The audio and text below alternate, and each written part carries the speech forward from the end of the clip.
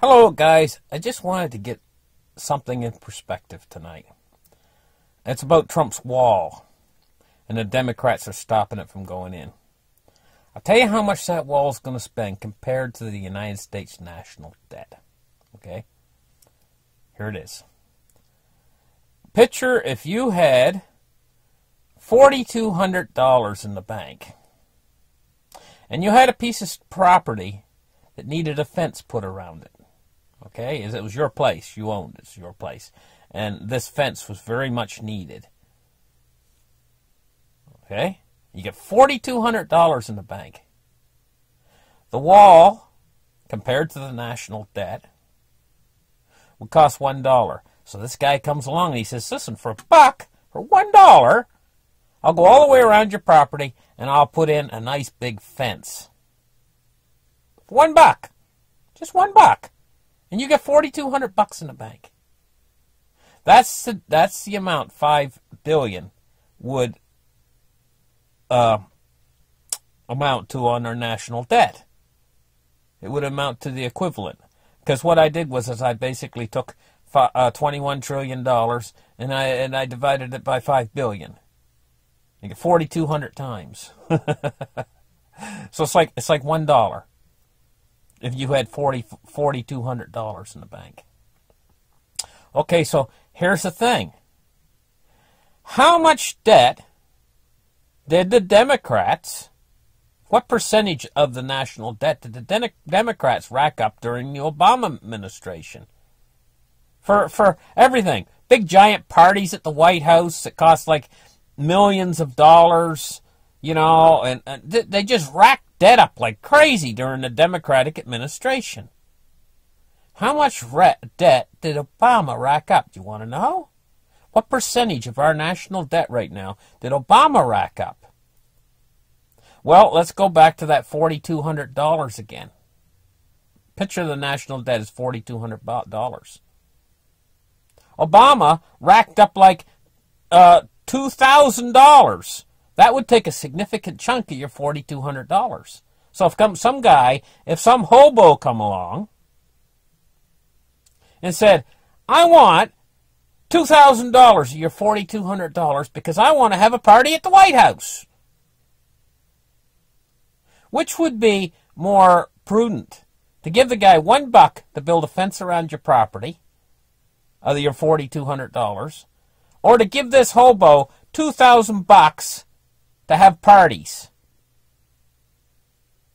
And they're complaining about the wall, which is only costing us a small little tiny fraction.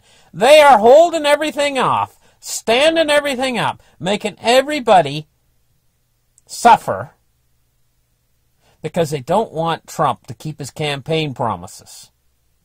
Basically is what it amounts to. They're being stingy because they don't want to let Trump have anything. They want to just keep up this campaign in the media, looking for anything that they can find to pin on the guy, you know? Because they're cheesed off because they lost the election. They didn't win. They're sore losers. And now they're causing an awful lot of people pain and hardship because, you know, there's an awful lot of government employees right now who are having it hard. They don't care. They don't care. They don't care about American people. They just want to be miserable and make it so Trump can't keep his campaign promise. He only wants a tiny little fraction of money to build this wall. And, you know, I think that considering the areas through down there, there's large areas that are open, where the border is absolutely open. Considering those large areas like 80-mile stretches and stuff, you know, where a wall has to be, that's a lot of wall. He's actually doing it for a pretty good little budget. $5 billion is really not that much money when you're trying to put a wall through large, long areas, long stretches of open territory. And you got to build the wall high enough, and you got to build it strong enough, and you know, and he's trying to conserve money. He's looking into different options like steel walls and concrete walls and stuff and trying to find the best price on everything, you know. Not only that, there's another thing involved here. You got to realize it's not all loss because it's going to hire an awful lot of people. It's going to put a lot of people to work building the wall. That wall's not going to get built overnight. And that $5 billion is going to make its way back into the general economy. What are they thinking? I know when something's wrong, and this is just wrong, keeping all these government employees off right now on this whole thing. The whole thing is wrong. And now he comes along and he offers some concessions. And they're sneering at him and laughing in his face over these concessions. They're like it's a non-starter. You know what they're being? The word JACKASS comes to mind. Quite seriously. Thank you guys for listening. Now listen, guys, I'm going to be off for a couple days here. I'm gonna take you guys with me. I did before. I took you guys with me. I'm going to take you guys with me again. I'm going to be broadcasting. Only time I'm not going to be broadcasting is when I'm in transit, when I'm moving. And even then, I might record some clips on my phone, so you guys can see what's going on. Because, I miss you guys. What can I say, I mean, look at me. I'm out here tonight. I'm packing my bags, and I'm out here tonight. And I just got to do a show. I got to get in there and see you guys. Listen, you guys, I'll be on again soon. I'm not going to be gone real long because I'm just going to be in transit, moving where I'm moving to. I'm not really crazy, but I'm going to tell you guys something else. Flying.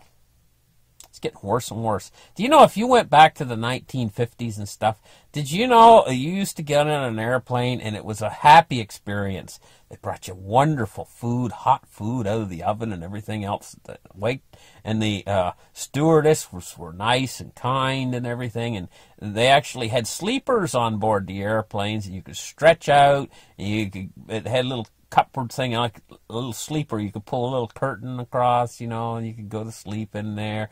And when you woke up, the flight was almost over and everything. And it was just great. It's turning into crap now. Quite seriously. The airlines, they're pushing the seats closer and closer together. So you got to twist your foot sideways to get in the aisle.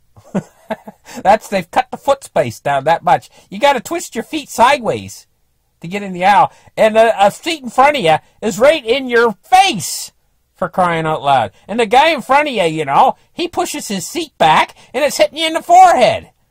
For crying out loud. It's getting worse and worse and worse. And the stewardesses, they come down the aisle. They don't give you a meal anymore. They throw a bag of peanuts at you. They kind of throw it through the air. And honest to goodness, the security they got nowadays on the airlines, they're nuts. They are nuts with the security. I mean, you got to keep your voice down really quiet, not say anything right. If you put your voice up too much, get off of our plane! They're like, come and grab you. It's over for you. They'll be all over you, like squirming you. Pushing your head down into the ground, tasering you and everything. If you'd say the least little thing, you get the least little bit upset or anything like that. You got to really mind your P's and Q's. You got to really behave really good. You got to be very careful on the airplanes. And even if you're very careful, it doesn't matter. Every once in a while, you'll accidentally disobey one of their myriad of rules. They got like 2,000 rules, oh no, you can't put your luggage on there between the seat or whatever, and don't put it on the overhead, get that out of there, and all of that. And everybody, and the other guy's already taking your overhead bags, and he's snickering at you. I got your overhead. You ain't gonna get your luggage in. I already got it in there. I boarded it before you. And you know what? The stupidest thing of all that got going now is they got this whole thing where they board the plane, and the thing is in the boarding now they do it by areas of the plane stuff. They just don't let everybody on board anymore. They're like, people are coming up in line, and they're like, you got to go to the back of the line because you're not in section, you're not in zone whatever. you know, and you got to go to the back of the line. So the guy goes to the back of the line, and people from Zone 1 or Zone 2 have to board now and all this kind of stuff. And Zone 3 and all this, Zone 4 or whatever, you know. And so everybody's coming in trying to give them their tickets, and they're sending them all to the back line. No, let me look at your ticket. Oh, no, you're in Zone 4. You got to go to the back of the line again. Oh, no, you're in Zone 3. You got to go to the back of the line again. Well, you know, if they'd let everybody board no matter, they'd just remove all this zone business, they'd fill the plane about 10 times faster. But with this zone business, they send everybody to the back of the line. They keep looking at your ticket. Oh, no, you're over here. Oh, no, you're over. It just creates massive confusion, you know. And in the end, nobody knows where they need to go or anything else, you know.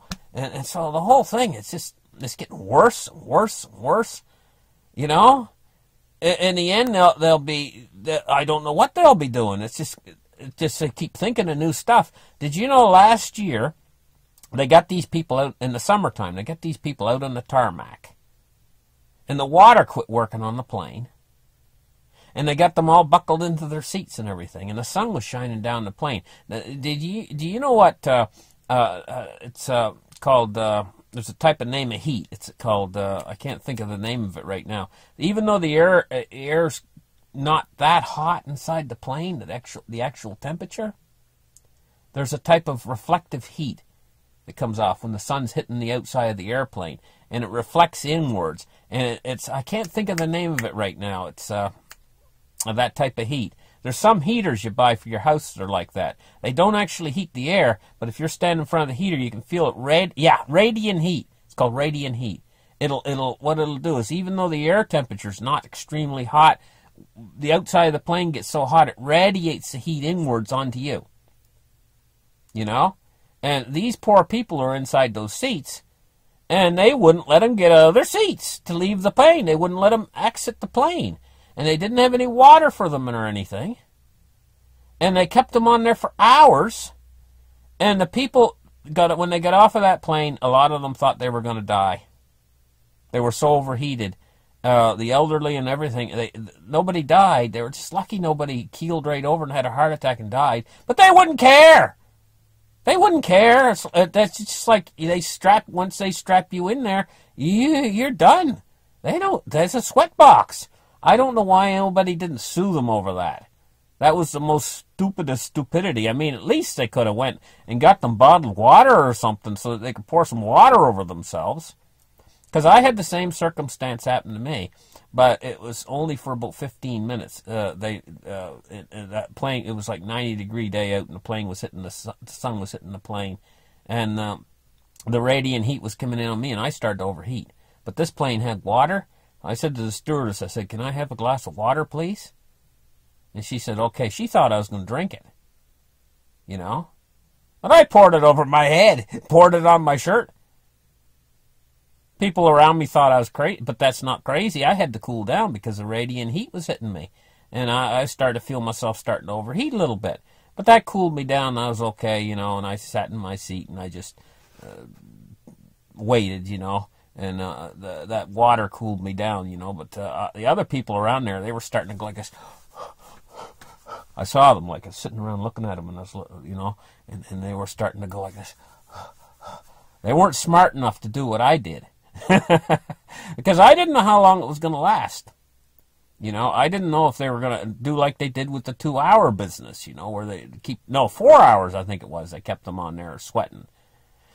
I heard one of the little kids started to have convulsions or whatever, you know. He started to vomit and everything else from being overheated.